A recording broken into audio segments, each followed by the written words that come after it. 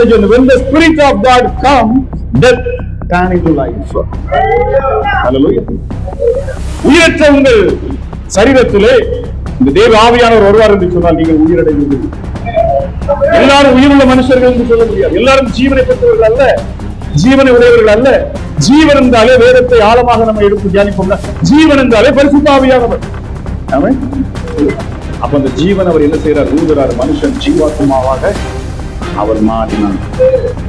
பாருங்க, அவனுக்கு உயிர் வந்து. இதைத்தான் ஆண்டவராக இயேசு கிறிஸ்து தம்முடைய சீசர்களை பார்த்து அவர் சிலுவைக்கு போவதற்கு முன்பதாக இயேசு சீசர்களிடத்தில் வந்து அவர்கள் மேல் ஊதி நீங்கள் பரிசுத்த ஆவியை பெற்றுக் கொள்ளுங்கள் என்று வாக்கு பண்ணினார். கையில தட்டி நீங்க கொண்டு போங்க.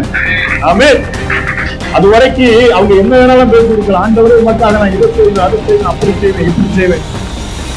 எப்போ ஒரு மனுஷனுக்குள்ள இந்த பரிசுத்த ஆவியானவர் வருவாரோ, அவர் வந்துட்டார்னா அந்த மனுஷனால சும்மாவே இருக்க முடியாது. கையில தட்டி வைங்க. அல்லேலூயா. அவன் கிறிஸ்து இயேசுவை குறித்து சாட்சி கொடுப்பார்.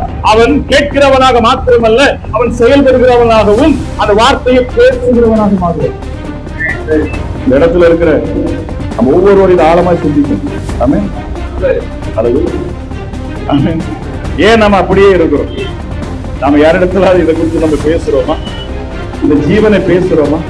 இங்க இருந்து கேட்டு போகக்கூடிய வார்த்தையை பேசுகிறதுதான் அங்கே உயிர் உண்டாகும். அல்லேலூயா. ஆண்டவர் சொன்னாரு, ஒருவன் என்னை கனப்படுத்தினான்.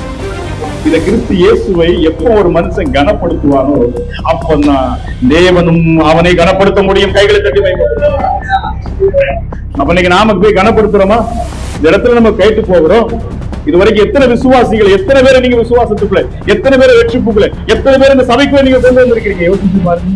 நாம இருப்பது மாத்திரம் கிடையாது, தேவனுடைய வார்த்தையை கேட்ட நாம எப்படி இருக்கிறோம்? அந்த ஜீவன் உங்களுக்குள் இருக்கும்னு சொன்னா, மீண்டும் நான் சொல்லுகிறேன், உங்களுக்குள்ள ஜீவன், அதாவது பரிசுத்த ஆவியானவர் இருப்பார் என்று சொன்னால் உங்களால சும்மாவே இருக்க முடியாது.